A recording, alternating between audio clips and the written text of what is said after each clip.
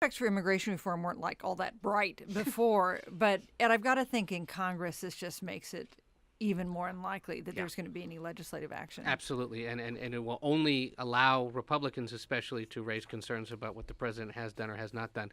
Boehner, the speaker, regularly points out that Republicans don't have faith that the president is going to properly execute current immigration laws. I think this is just fodder for that, and they'll probably be continuing to make that point throughout the summer. And yet, if you think about it, what better evidence than this that the country needs a rational immigration policy? Not to mention the fact that the laws that allow these kids to stay have been in place since the Bush administration. It's true, but it does fuel the argument that how can we rationalize our immigration system if we don't have control of our border? Yeah, and I would go back to Charlotte's point. Look, my mother's from Guatemala. I go down there every year.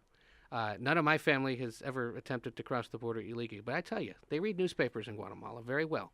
I don't see anything in those newspapers, op-eds, ads, anything from the U.S. Embassy in Guatemala City that says, don't come because you're not welcome. You know, that's and so that's the interesting. point that Charlotte's making, that you see nothing being done in the countries I that think says, that's what we're we gonna have a law, yeah.